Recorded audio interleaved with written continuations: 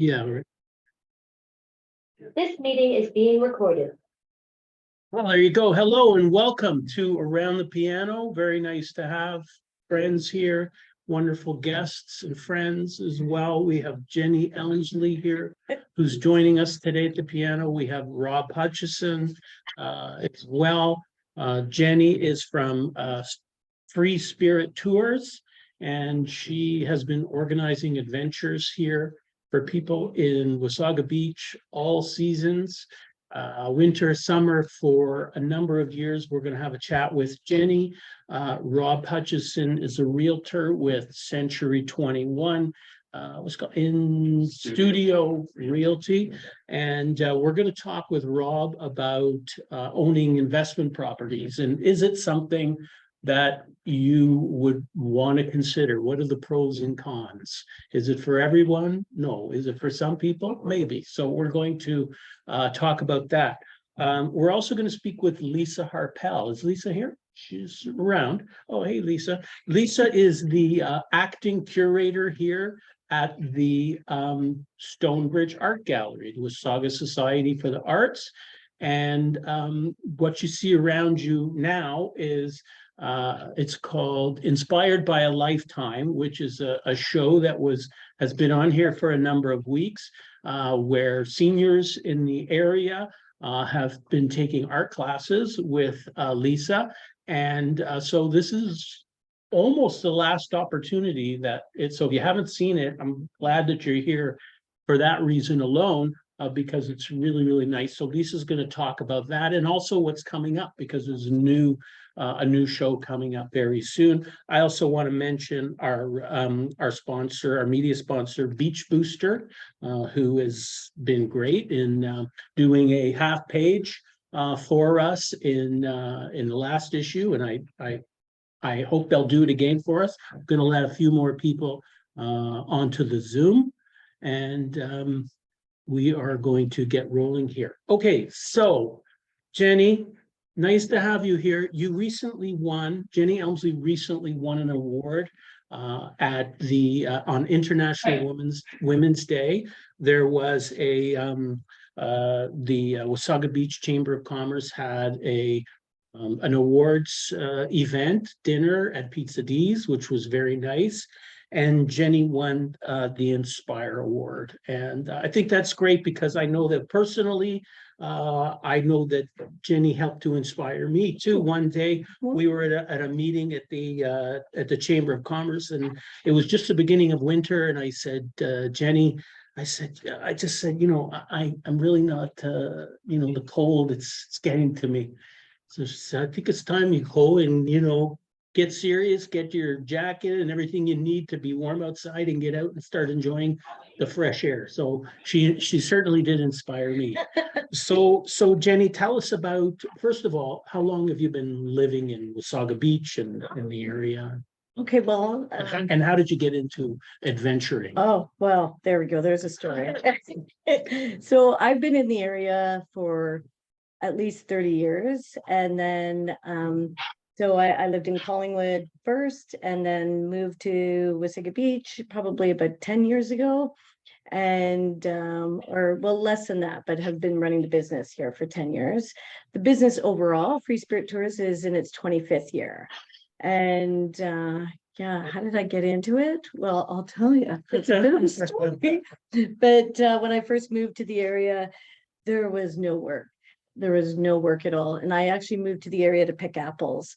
And so I worked on an apple orchard, and, had never seen like the Niagara Escarpment before, or Georgian Bay. And I was truly inspired by the landscape. And I was just like, wow. So I got into rock climbing and caving and kayaking, and anyways, couldn't find a job, after the apple picking, and so decided to start my own business, and here we are. And the rest of history. So Yeah. that was 25 years ago. Yeah. So I wanted to bring something on the screen, if I can Oh. share the screen here. We have some photos, and I wanted to ask you about some of the things that are going on. So first of all, here's you.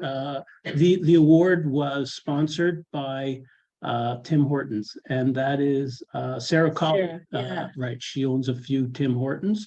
So that was very nice. And so yeah, I was looking at your website, and here's some of the things Yeah. you're offering.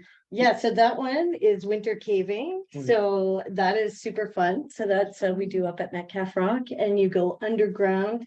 And yeah, one of the caves that we go into, you're going at least 70 feet underground, Wow. and there is a river at the bottom of it. So that's always kind of cool to see the river, and the water is always flowing no matter what time of the year it is, because it's spring water. So spring water never freezes. It's always at a pretty constant temperature. So that's pretty cool to see Hmm. underground.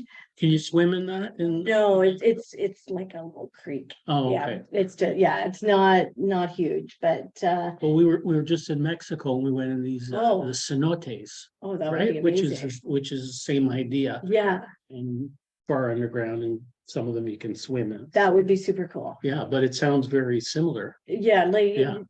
not quite as open. Okay, right? We're Gotcha. Squeezing through. Yeah. Yeah, this one here is we partnered with some breweries and with some vineyards, and so we do like a shoe and brew or a snowshoe and wine tasting. And so yeah, you know, you do a little bit of activity first, or a paddle and wine, and so you can go for a kayak or a snowshoe first, and then we can take you to either, you know, one of the breweries, like, you know, there's Collingwood Brewery or Side Launch, and then we go to Georgian Hills Vineyards, and yeah, and then you have a little sampling of what they have there. So that's pretty popular with corporate groups and bachelorette parties, stuff like that, Right. birthday parties, one way, yeah, And of course, there's Rockin' on the River. yes, in- yeah. In the summer. I'm sure a lot of people here have experienced the Rockin' on the River. I know there's some people here that have. Tell us for anybody who's not familiar with it. Right, okay, so Rockin' the River is it's gonna be its third year. And basically what happens is that you start paddling from the Wasaga Beach Sports Park, and you go all the way down to McDonald's, to the Schoonertown Park. And so for the first hour, you're going through provincial parkland. It's normally like a 2-hour paddle if you're not stopping along the way. But we have positioned all along the way different musical acts. And so the first hour through provincial parkland will actually probably take you about 2 hours, because we've got like all these different bands. So there's Victoria Ye, who does violin. There's like an Indigenous drummer. There's Lotus Sound, like a didgeridoo. Yeah, you know, just amazing. 6 chickens in the kitchen. They're kind of like I don't even know what they are, like. Right. Yeah, and then you hit the sand dunes, and then from there on in, it's like cottages and houses, and then we have like more rockin' bands, you know, like in that section. And so then it really ramps up. And so normally like the 2-hour paddle becomes almost like a 3.5-hour paddle, and it is a good time because it's all different type of music, and you know, you're going with the current, so that's very helpful. So you don't have to do too much work to paddle down, but it's a ton of fun, and the musicians love it. Like there's Johnny Two Nice, you know, like reggae music, and there's like Chris and John, and there's a Mackenzie Blues Band. There's like a ton of bands. Yeah. It's a lot of fun. So that's an event that you do together with the town. Yeah. So we partnered with the town, and yeah, and it seems to work out really great. So they provide like the transportation. Once you get to Schoonertown, you're gonna have to somehow get your boat and yourself back to the sports park, right, where you parked. So the town provides the transportation to get you back, Mhm. and we shuttle your boats back, and we also rent boats. That's what we do. Right, so if you don't have a boat, you've got a boat. Guys, can you put yourself on mute there, please? Thank you. Okay, so now has anybody here been caving down in one of these caves? I don't think anyone here has been caving. You need to come out. Need to come out. And does anyone have questions for Jenny?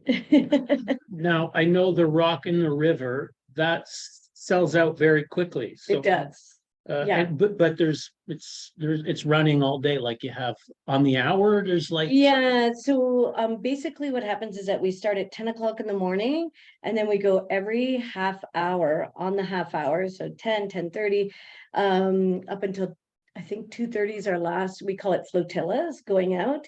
And then we have 25 boats in a flotilla. And basically why we do that is so that we have a guide in the front and a guide in the back of the flotilla, and we escort the flotilla to each, musical act, because if we don't do that, then sometimes people are going to stay at a musical act for way too long because they're really good, right? Right. But we need to keep people moving because otherwise people will be on the river till like midnight. Yes, for sure. So do we know when tickets are gonna be available for the summer? We're really hoping soon. We're just working out the selling of the tickets. So I would say hopefully in the next 3 weeks, but it's August 12th. We do have a website called rockintheriver.ca, and it will be posted on that, but it's not updated yet. So if you go there, it's not updated yet, but it will be soon. Yeah. Watch for that. I'm sure the announcements will be made on Yeah. Facebook or wherever, so we gotta be. That's our spring project. Right, Yeah. okay, Yeah. well, that sounds like a lot of fun, so we'll have to watch out for that and get tickets quickly before Oh, yeah. they go, because But they do. yeah, but the greatest thing about Rockin' the River, and I will say that if you have your own boat, anybody can go on the river, right? Like if you have a friend who lives on the river, like just go over to their house and then, find a boat. Just get on the river, because that's the greatest thing about it, is that anybody can go on the river and you can check it out. So it's not an exclusive thing. Right. Yeah. Right, okay. Yeah. Excellent. So, no questions for Jenny? Do you have any pamphlets? Probably not. I guess it's all online, is it? Everything is online. Okay, so Yeah. it's under Free Spirit Tour? Yeah, freespirittours.ca. Yes. Yeah. Thanks. All right, did we miss anything? Is there anything coming up? Any, Yeah, what's coming actually, up? we do. We have, mark your calendars, Yeah. June 9th, we are doing a paddling film festival at the Collingwood Simcoe Theater Collingwood. Okay, And this is in partnership with Simcoe County Tourism. And it's an international film festival, but all about paddling. And it should be a good time. There'll be prizes. Oh yeah, there'll be prizes. all right. The Simcoe Theater, like it's right across, like kitty corner from the library in Collingwood. Yeah. Yeah. So June 9th. June 9th. Yeah. So, yeah, Simcoe Theater, I love that venue. Yeah. Yeah. Yeah. It's a very cool venue. So I think that's it. Yeah, I think that's it. So, Jenny is one of the sponsors for this lovely feast that you're enjoying tonight. So eat up. So enjoy. Do you do the cave stuff in the summer too, or is that? Oh, yeah. is that more of a winter thing? No, it's a summertime thing too. Yeah. You done it? Oh, yeah, it's beautiful. Yeah, nice and cool. Is it Yeah. very narrow though? Super narrow. If you're claustrophobic, I would not recommend it, but What it's about overweight? no, like no, you know what? It's pretty cool. Like it's like well, I don't want to give it all away, but you just need to come out and experience it. Yeah. Well, thank you very much for Oh, part of today's Around the Piano, hanging out. yeah, at the nice. Piano with us. Unfortunately, the piano doesn't actually work, but it's a wonderful prop, and it's a wonderful place to be here in the gallery. So Yeah. Glad you could join us Thank you. today. Thank Thank you a you. lot, Jenny. Yeah. Jenny Elmsley from East Territory. Okay, next up to join us around the piano, we have Rob Hutchison, Realtor from Century 21 In Studio Realty. Yes. you got it. Welcome, Rob. How you doing Thanks. today? Excellent. Every day Excellent. sucks. Let Yeah. some more people into the Zoom here. All right, so today the main topic today is, so you want to be a landlord. Some people think, oh, if I own property, everything's going to be great. And it has been good for most people. Let's face it. I think that many people have accumulated a lot of wealth and done very well. by building our portfolio of real estate, but how do you do it? And is it for you? So we want to talk about that. And Rob also has some, general tips if you are a landlord or if you're tips for listing too, right? Yeah, tips for listing, tips for tips listing. for landlord. If it's your first foray into real estate, and if it's something you're just thinking about or just want to be more educated, hopefully the tips So, will help one way or another. Excellent. I'm sure they will. So you've been living in Wasaga Beach for 15 years. See, it says right there, 15 years. I thought that was Right. Rob Hutchins and Oh, did I put an N there by mistake? that's great. Sorry. Okay. Yeah, 15 years full time, been here all my life, one way or another. If it was weekends, cottaging or up skiing, whatever it was, I was always around. Yeah. Okay, very good. And you work together with Shauna in a team. Yes, we have our team. We actually just announced our new team name is Leverage Realty Team. Okay. Still under the Century 21 umbrella, but it's a team where we're growing. We've added another new person just started the other day. We have a few new people coming on board in the next little while. And some of which to remain nameless. However, they're named within our flyer here. So Wendy will be coming on board as soon as she finishes the course. Wendy's going to be coming on board. Wendy's your girlfriend. We can say that. Yes, we can. Yes, we can. And I don't know. Ask Wendy. Ask Wendy. Is it official? I like the name Wendy? Leverage.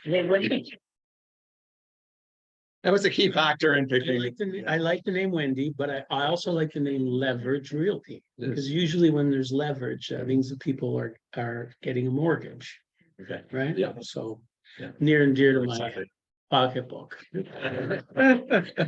Anyway, so and Handyman Joe is part of your team too. Yeah, Joe's been a differentiator for us and sets us apart from a lot of teams because has a wealth of knowledge with building structures, home components, whether it's electrical, plumbing. He's very familiar with all the facets. And during the past few years, it really helped clients who didn't have time because to get inspections or get their houses marked. He was able to come in and offer some guidance to sellers or buyers to help them make their decision a little bit easier. So yeah, it's worked out really well. That's good, because I mean, I think, you want to have an inspection, so you've got an inspector to do that, but then Yeah. sometimes you might want to make changes to the house. Yeah, right? so Joe's also available. A lot of people, they've been in their house for years. They know every little nook and cranny and crack and in the wall or whatever, anything that needs to be touched up. And some people aren't able to do that themselves. In fact, a lot of people are. So that's where Joe comes in handy, and Handy Joe, and Right. he comes in and Yeah, well, hence the name. yeah, He I helps think, us. I think that could definitely be handy to know what's required. If you want to make a change and you don't know about houses, or somebody like me, Yeah. you don't know if it's a $5,000 change or, 25,000. Absolutely. So that's definitely handy. Now, do you want to go from the script, or we can jump around if you want to do, Let's go for the. you want to talk a little to this point? Yeah, it's Wasaga Beach? Yeah, Wasaga Beach is now, according to Stascan, the second fastest growing community in Canada, which, David's also involved with the networking meeting and a breakfast meeting for small businesses. And I think it's just a fantastic time to be in Wasaga Beach with all the growth, people coming in here, small businesses. You can only benefit from having the type of growth that's going to be happening in the next few years. Right now, there's 56 according to the Wasaga Beach website. There's an interactive map. You can click on it. It's easy to find. There's numbers from 1 to 56. You just hold your mouse over the number. Sometimes you got to zoom in a little closer, and it tells you what the development is, whether it's commercial, residential, a combination of both, high occupancy or high density seniors homes. I saw one that I hadn't heard of, was a motel, a 77-room motel or hotel coming up. Things like that. So it's really interesting. And within that, there's indication that there's 5,200, actually it's 53, a little over 5,200 homes, residential units will be built within Wasaga. That doesn't include Clearview or Stainer. That's again with owned Wasaga. when we look at a number like 5,200, that's a residential unit. You also have to factor that more on average 2.3 people per unit. So we're getting close to 12,000 more people that homes for people are in the development stage. So it's progress. The new council that's been recently elected, we're really excited about that because they really seem to be involved. I see Joe and Ellen at the meetings, and they're really involved with the, business of helping people, businesses grow and stuff like that. And then we had Danny from the building, the Saga Beach Right. building, come out and talk and just about the growth and what they're planning. They're on the ball and So, wait for it to and happen. of course, Joe and Ellen, you're referring to our counselors for people. I mean, I'm I'm sorry. sure everybody here would know, but for the people who are online, maybe not local. We have a council who is very visible. They were Yes. Ellen and Joe, Timms and Joe. Ellen Timms and Joe Belanger were here last month Okay. at our inaugural episode right, of yes. Around the Piano. And as you said, Danny Rogers was at a meeting we had at the Builders Association. So really tight community and visible council, which is very nice. So do you want to talk to, I mean, I'm sure people can't in the room are not be able to see the fine details of this, but you can at least tell them what's happening here. There's like a line here and it goes up. And over here, it's it's at the top. So basically, this is the gray line is of Saga Beach. Just starts back in 2020 and up to, should have my glasses on for this. Yeah, 2020 January. And basically, it's the average price for residential property in Saga Beach. And what we're seeing here is that for February is we hear so much doom and gloom in the media and how bad things really are. And even when it was the low point, it was in December of last year. For the last few years was December. We're still well above where we were in 21 and 2020. So basically, anybody who's bought a house prior to 2022, because this is where 2020 January 2022, or sorry, it's February up here. Yes. Everybody's doing better. Like it's not all. So that was the peak. think. I think Yeah. since they can't see the numbers, so this was Oh, sorry, yeah. in 2020, the prices were between 400,000 and 500,000. I remember we were looking, that was just pre-COVID, right? 2020. We were looking and all the developers had signs up saying prices from the 400s. Now they've all changed their signs. It says from the 800s, except one developer. I won't mention who. They just leave it at 400. And I guess they'll let people call. Oh, sure, that was an old sign. Right, and then it goes up to almost $800,000 in the peak, Was it almost 900? almost 900. Average price in the peak, which is around February or so. It was in last February. It was year. February of 2022. The low was December of where it hit up. It was right around 630. And now it's starting to go up And again. now it's starting to go. So it's starting to go up. The reason why you see with Saga, the gray line jumping up a little bit more than the orange line is for the whole region from Owen Sound all the way up to the Lakelands in Muskoka. Sorry, not Muskoka, but the reason why you see the gray line, that's because there is less. The gray is just for Saga Beach and there's less houses sold in those months. So each house makes more. But we're going up quick. Yeah, it's still going up. We're going up quick Yeah, here. everything's moving. Moving up. Okay, good. So you want to talk to this? Because I figure some people might wonder, it's a beach, right? When you get a waterfront property, what does it cost for a waterfront property? So this one was jumped out at me because it's for $1.4 million, which can be an average price for the home in Toronto and was for a while. You don't have all the traffic. It looks like the roads empty. The river's kind of quiet at that point. But it's also this house has 2 bedrooms upstairs, 2 bedrooms downstairs. There's 2 kitchens in it, separate entrance. So it kind of doesn't have to be lived in with just one family. It's a great property if you have an in-law suite or a granny suite downstairs, and or just to rent it out and supplement your income on the market. So it was there's a few houses in the river that are, that's kind of again the average price there.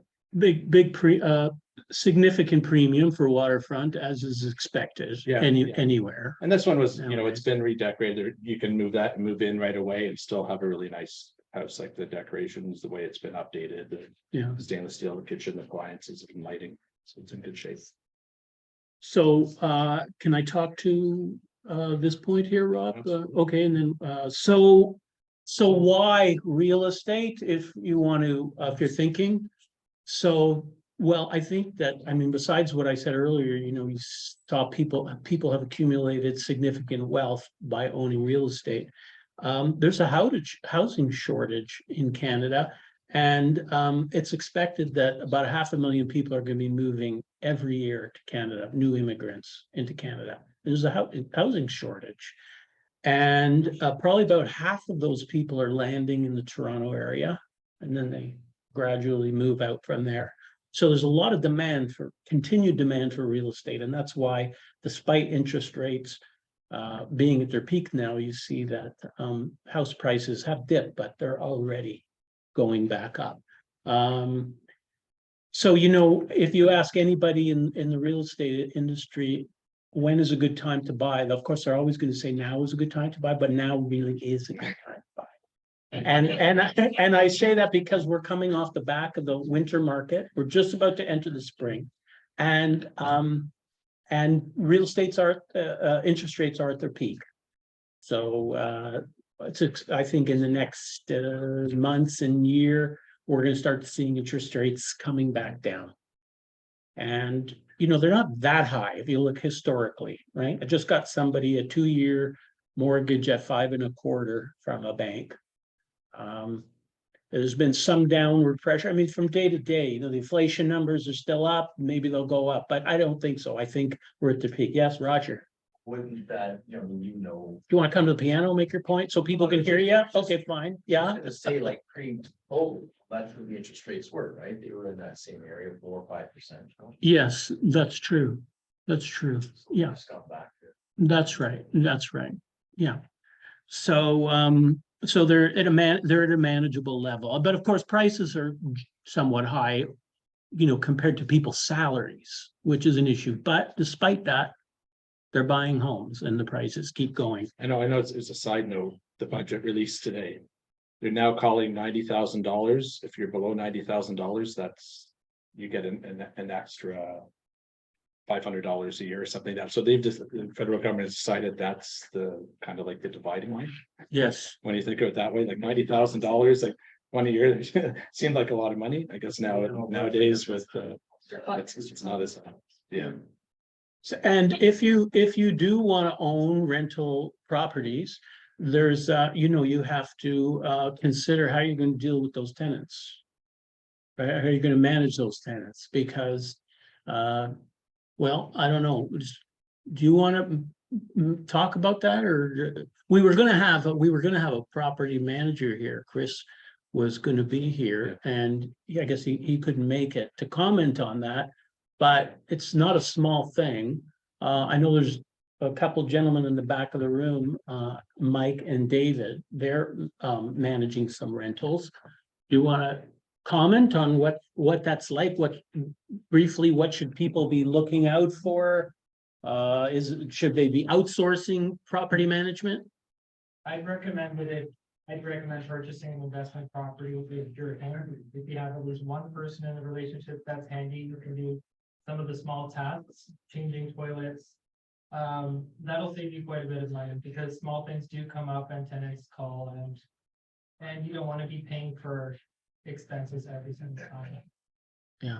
I look after properties in Muskoka as well. So over time you build a relationship with certain contractors like plumbers who I can call and then we'll do a little video call with me and then go through and assess the problem. So I don't have to physically be there in person anymore, which really helps, saves you time and gas.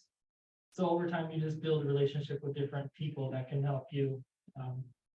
And I also have a connection within the condo corporation. So there's people that live in the condo complex who kind of give me a sneak preview of what's going on.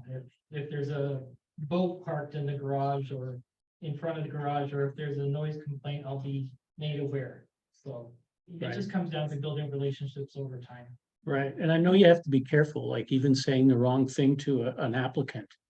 About why you don't want them. Yes, You have to be very careful. and you can't charge a premium if someone wants to bring in a pet. So that's important. Right, yeah, how to deal with things like that. So you need to know your stuff. Do you want to, here, we can come back to this. Do you want to talk to this or where do you want to go? Since we already on the rental thing, Sure. let's stay there. Okay. So, you know, like Michael said about having the connections for maintenance and ongoing, that is a vital thing. I mean, ultimately it's going to affect your bottom line.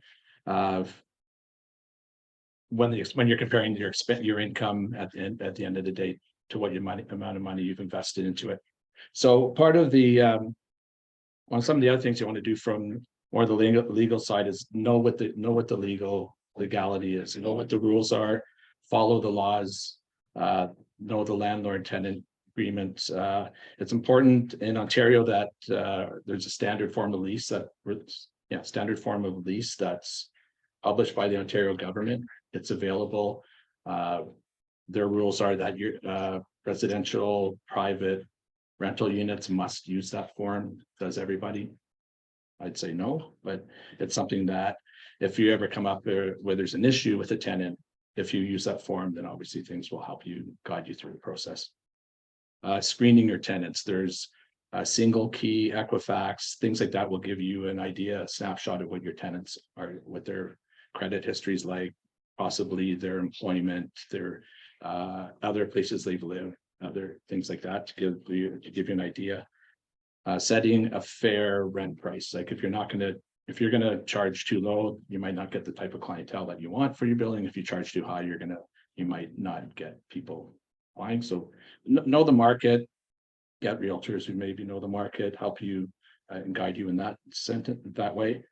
Keeping the property maintained. In the winter, it's ice. In the summer, it's keeping the lawn, make sure there's no cracks in the pavement, stuff like that.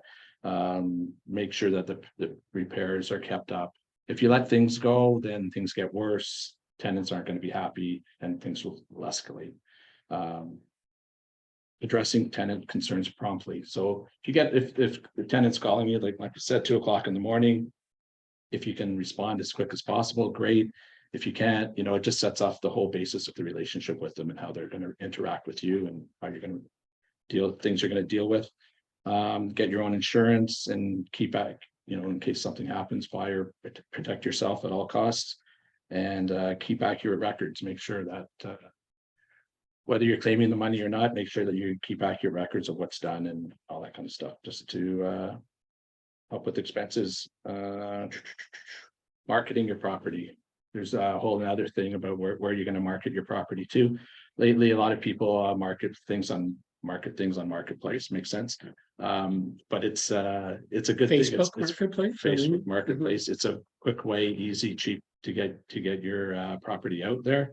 MLS is still available to market properties, and then people do the Kijiji, or I'm sure if you go into the supermarket, you'll see those little strippy things and things for some people. So that's those are things that realtors can help you with. There's if you have experience or know property managers are a good way to go too, because it does take a lot of that load off of your mind and allows you to sleep at night knowing that they're going to get the call at 2 o'clock in the morning and you're not. So, but everything has its cost. So really depends on how much money you want to make at the end of the day and how much money you have to put into it.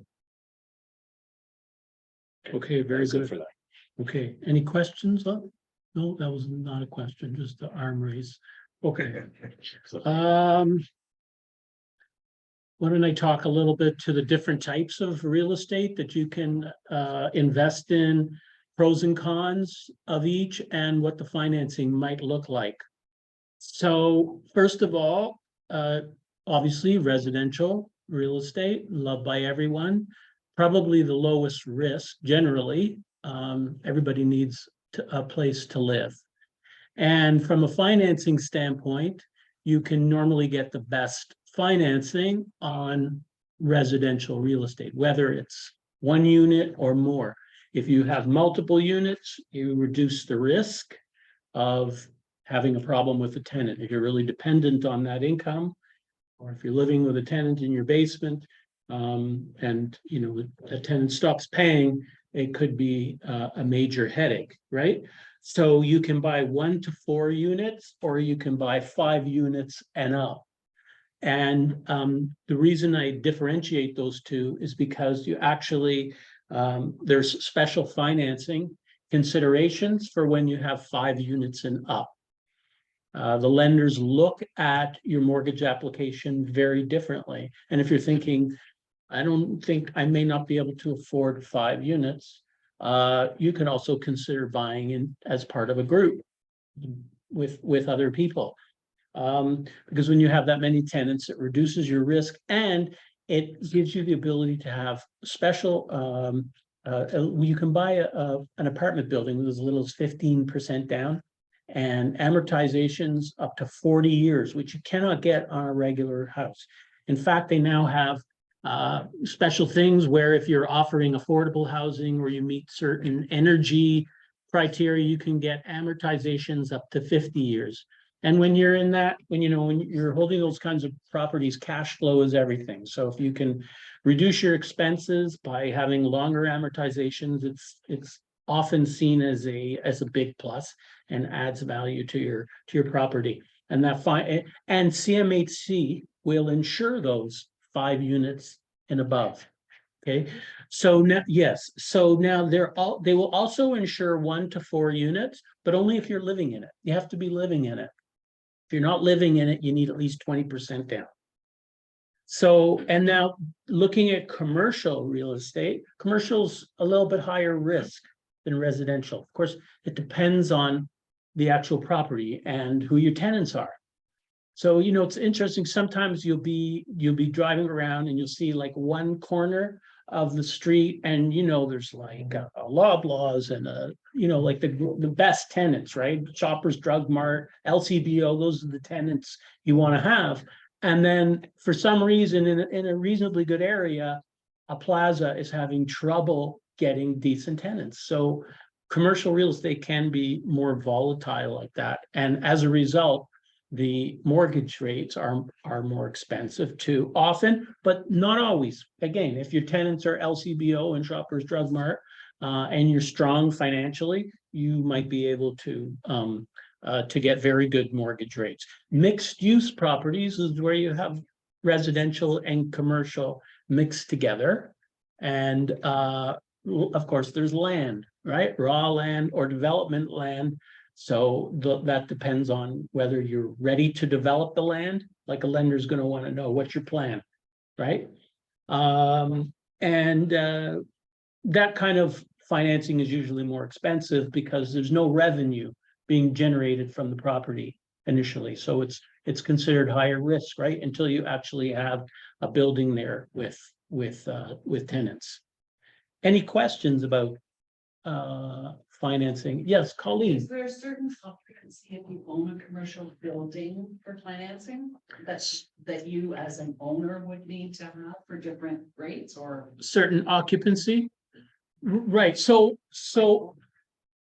okay, so first of all, a lender's going to look at what is the income on the property. This is one thing where commercial is different from residential. They're going to look mainly at how is that asset performing? What is the income on that property? So whether you're at 50% occupancy, I mean, it would stand to reason that if you're at 100 or closer to it, you're going to get more money. But if you have a plan, let's say you're somebody who's been able to go into properties and make improvements. Banks aren't always the most creative in that respect. So they might just look at a property and say, well, it's not performing well. We're only going to lend you this much money today. Whereas sometimes an alternative lender will look at it and say, oh, okay, I see your plan here. You've had some experience going in, fixing, improving the profile of your tenants, improving the income of the building.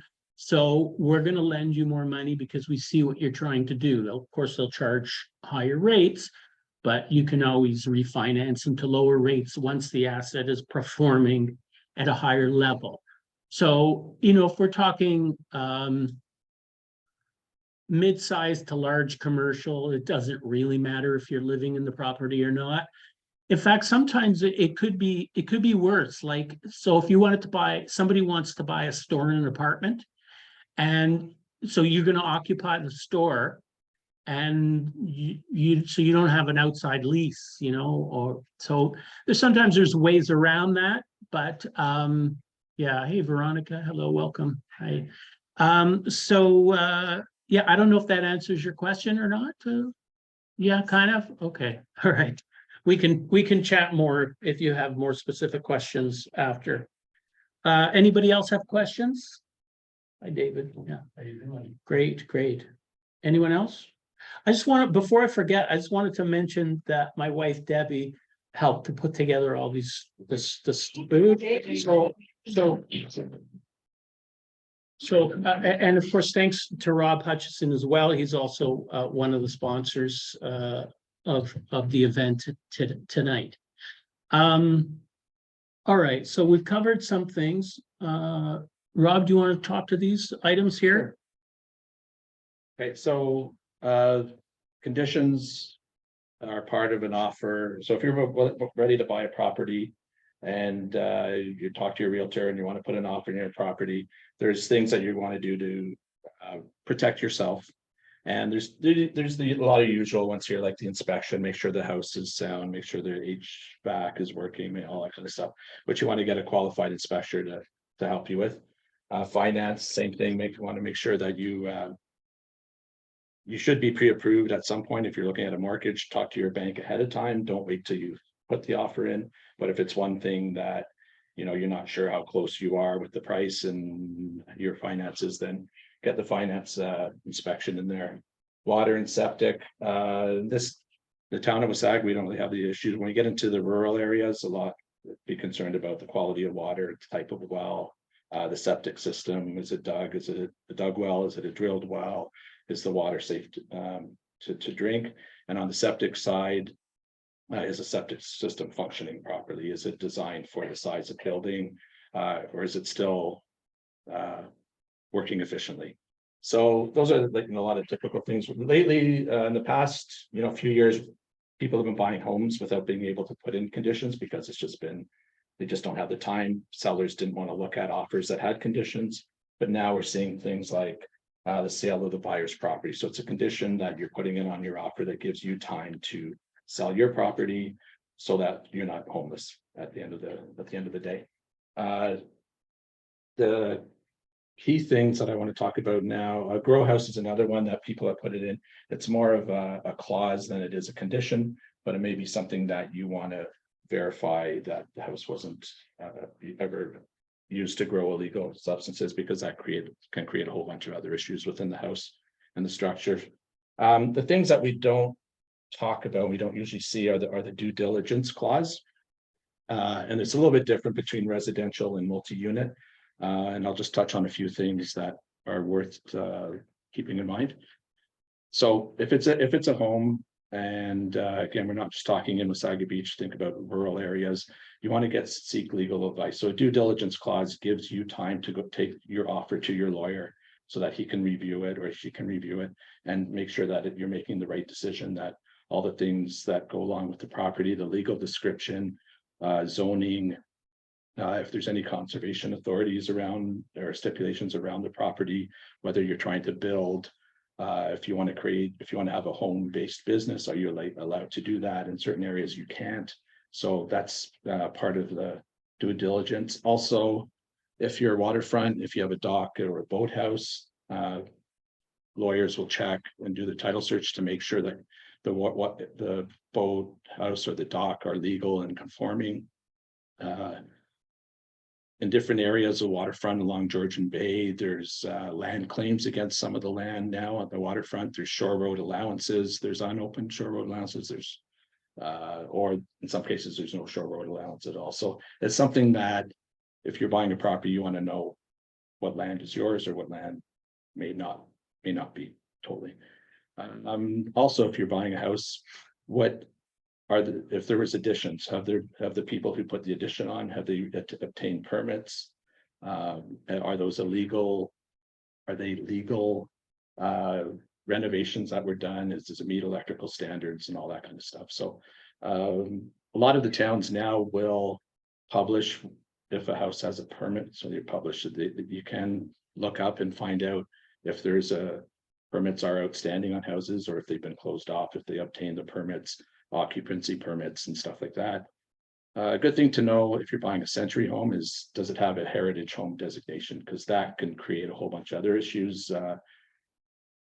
And what you're allowed to do and far when it comes to renovating and stuff like that. If you're buying a new home, is your builder registered with Tarion so that you can take advantage of any warranty issues through Tarion? And that's a whole other issue of what their warranties cover and over years, but permitted uses, again, if it's residential, can it only be residential? Can you open up a storefront? Can you sell ice cream out of your garage or whatever? Those type of things you want to know ahead of time. When you get into condos and land leases, that they have their own sets of bylaws and rules and covenants. So they're again, that's where your legal advice, your lawyer will help you navigate through that. Same thing with land leases that we just talked about, they have their own rules. So environmental assessments are another thing. When you get into commercial property, you want to make sure that even some older homes, if there's oil tanks, you want to make sure that they've been disposed of, that they just haven't been buried under the ground. There's the TSSA you would call in, and they can do site assessments, environmental assessments on the property, and make sure that it's okay, the property's clean and safe to live in. And another one, so what we're seeing a lot of lately is the green energy contract. So people who have solar panels on their house, they might have an existing contract where they're actually receiving money to have that solar panels, the power that's generated by the solar panel that goes back to the system. So there's revenue, and those contracts should be reviewed by a lawyer. HST due by non-residents. Yeah. So because there's a lot of foreign investment in Canada, you want to make sure that the seller is a Canadian resident. Otherwise, if they aren't and you don't, they don't pay the HST as a buyer, you will be responsible for paying the HST on your property. So that could be quite an expensive mistake to make. That's primarily the residential. When you get into the multi-unit properties, like Dave was talking about, things you want to check on are, was it a purpose-built building? Is it, if it's multi-units, purpose-built was it designed as an apartment complex when it was built?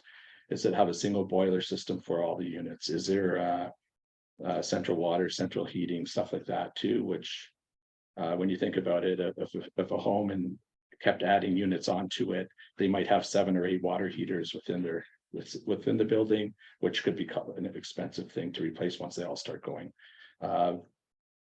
The due diligence part too on homes is there any so even if they do have the hot water tanks, are there existing contracts in place that have to be bought out or have to be settled before you take ownership? You want to check on the rent roll, other incomes, other source of incomes from the apartment buildings.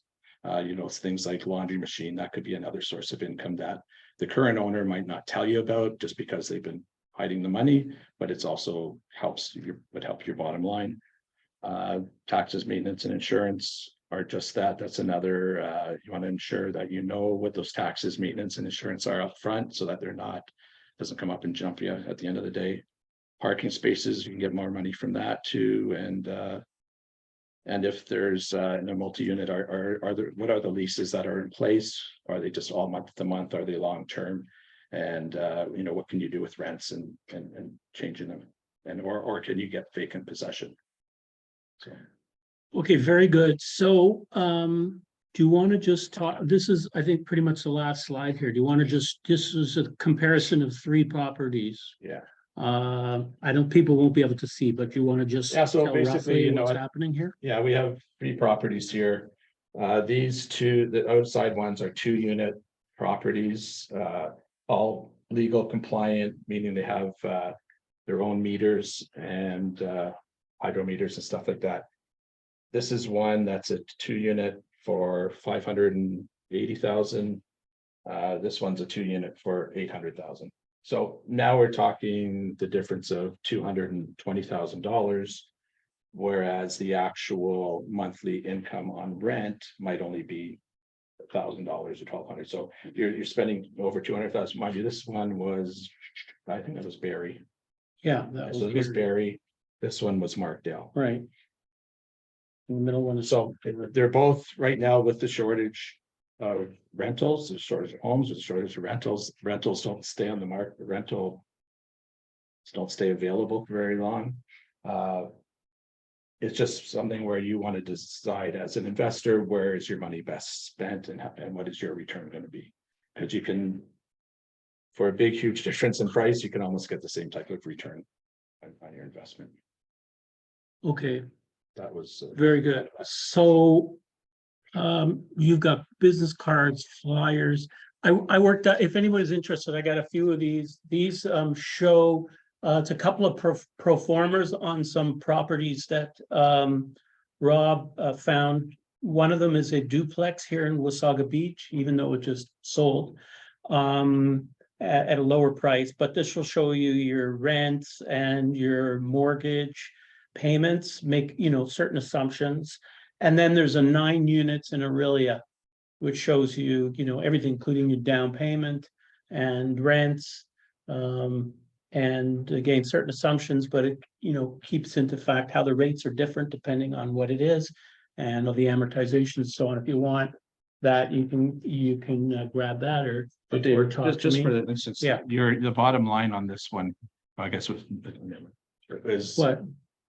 There was only whether you bought a 2-unit. Upfront. Well, they're both positive cash flowing Yeah. properties. But it wasn't a huge difference in the. There wasn't a huge difference, no. There wasn't a huge difference on a per unit basis. No, there wasn't. Yeah. No.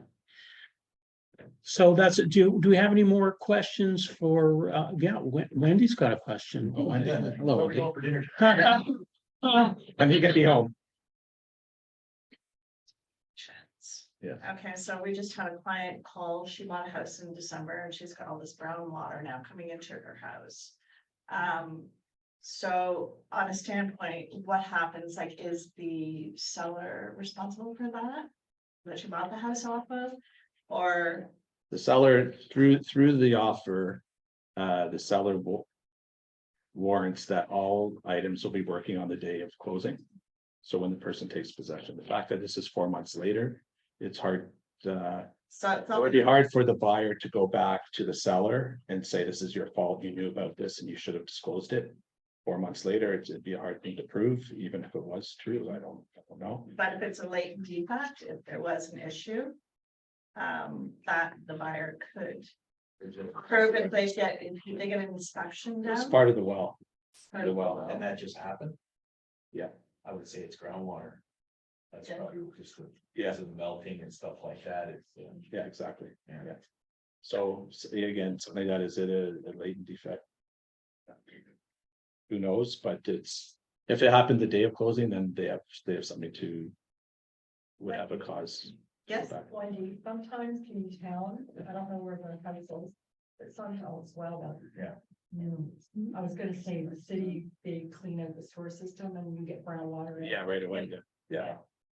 That's the point. Now, Roger used to own a motel here in town, now You sold a 13, few, yeah. a- 36 rentals at one time a year. any quick lessons that you might be able to share with people who are thinking about getting into? Well, Rob nailed it. I mean, the biggest thing that I've always found is, especially with, if you're getting into long-term rentals, we did a lot of short-term summer rentals and stuff, but through the winter, it's doing your due diligence, right? Credit checks, references. I was just working on a deal for a home with a client. And that was the other thing I was gonna say, obviously, with the prices that were up now, this was a BDO, it was a bankruptcy power sale. And they had it probably priced a little high. We went to look at the home. It was a complete gut job. But they wanted to sell it as is and had tenants in it. One was disabled. So again, because the Landlord Tenant Act's constantly changing, I went through and read that, and it's actually should be their responsibility to get rid of them, but they wanted to pass them on to you. So, you're buying this home at, 500 grand, you gotta sink 100 into it. Maybe you can't get the tenants out, it's gonna be a tough situation right now, so. It's definitely making sure you're doing your due diligence and checking everything out, making sure all your costs and closings, transfer taxes. All that stuff to make sure that you're putting yourself in a profitable position, but. Yeah, it's like anything, I mean, we've done pretty well with our tenants because, again, venting and checking them out, but. Yeah, it can Yeah. have its issues, that's for sure. Yeah, landlord and tenant act certainly is, in favor of the tenant, and that's one other advantage of commercial. Is that, you're not subject to the same rules, so if you have a commercial tenant who's not paying, you can literally lock them out. After 2 weeks. Yeah, Colleen? Can you speak a little bit to the underused housing tax that came into effect? Underused housing tax? Yes. Like the property thing. The tax Oh, question. very good question. Maybe we can you?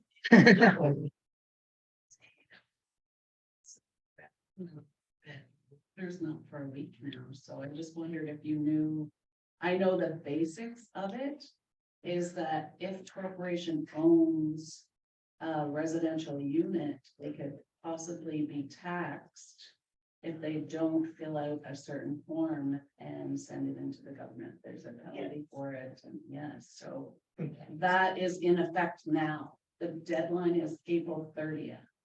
And this is. I will learn more about it Okay. and.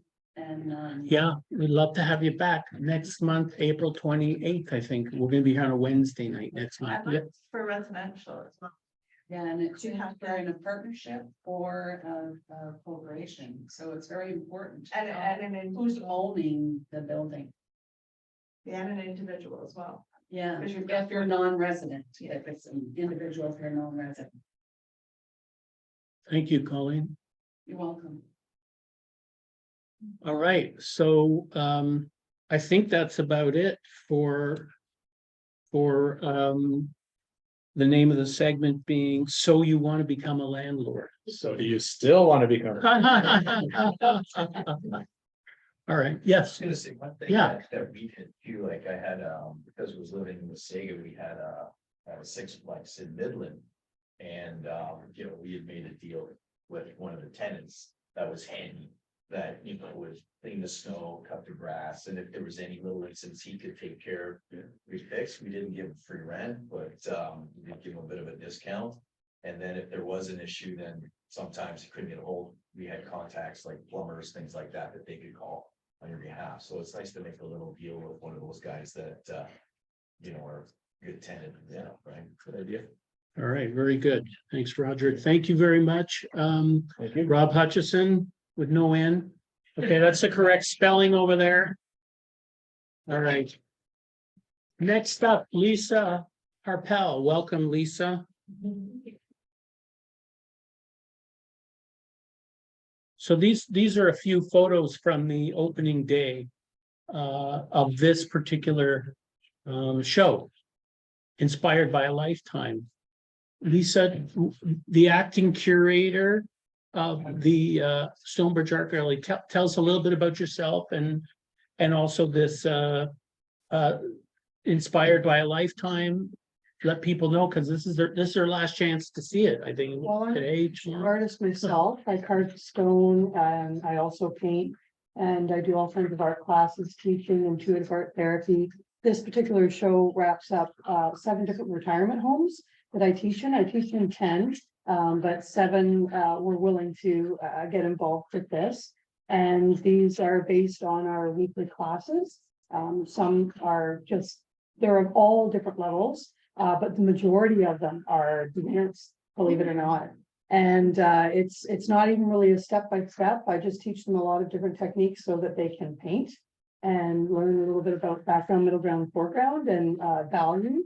And this is the result of all of these people after they've been locked up for 3 years. And I go locked up. I know that's a really bad term. I don't really, but you know, all the grievances over 3 years of what they've gone through the pandemic, and this is the results. So all of the paintings on the wall, other than like, there's some of mine, because I had to show my clients that I actually can paint and carve stone. So I did some larger focal pieces for the exhibit. And yes, all the ones on the walls are from 7 different retirement homes. So Wasaga Beach, Aurelia, Penetang, Barrie, and they're all just incredible people. I'm really fortunate to be able to work with them. That's awesome. And so this is wrapping up. If anybody wants to see this show, Now, Is there- now's the time. sign the book and tell me what you think about it on the way over. So to work, that's it. because tomorrow will probably look pretty different. I have my classes here that I've got adult classes on Tuesdays from 1 till 3 and children's classes on Wednesday evenings as well. But after my children's class tomorrow night, this is all coming down, and then Adele and Peter's work goes up too. It's going to be a great show. Adele's a wonderful painter. I've worked with her quite often in Collingwood, and she loves to do portraits, but she's actually got quite a few still life and bird related paintings.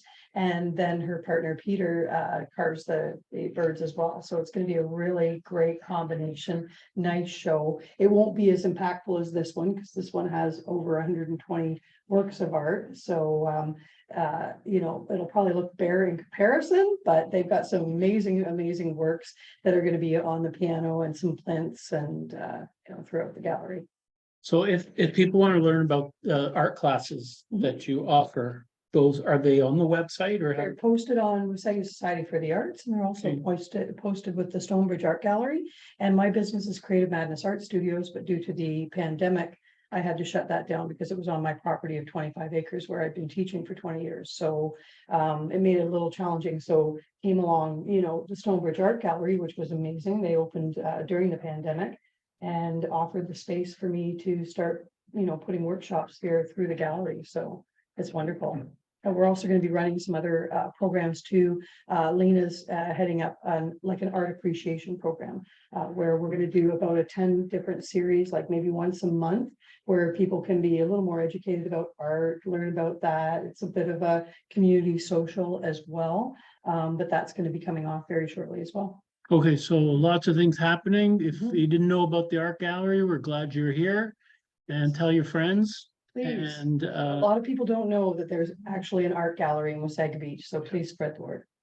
right, The okay. hours of the art gallery. Well, we're only open from Thursdays and Saturdays from 1 till 4. It's based on volunteers. So those are most of our hosts and hostesses, which we have been just so grateful to have. And as the interest grows, so will the hours of the gallery as well. I curate the shows, and then I run workshops, and I'm just trying to get the word out there because it's a really great space and nobody knows we're here. So please tell your friends, tell everybody, and I hope you enjoy the show. All right, thanks very much. So feel free to hang around, you know, schmooze. You can ask questions from the interviewees who are presenters who are here today, and you know, pick up business cards or whatever. Again, thanks again to our sponsors, Jenny Elmsley, Rob Hutchison, myself. Thank you, David, and Beach Booster Media Group, and thanks to Wasaga Society for the Arts for having us here. And thanks to all of you for coming out, and also to the people online who maybe they're not there anymore. No, they are. Thanks to all of you for joining us. We'll see you next month. Bye for now.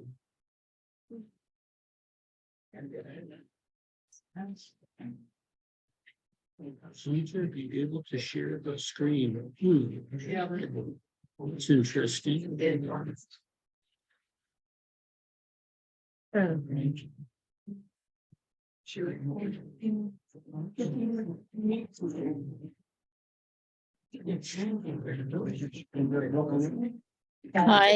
Hi, David.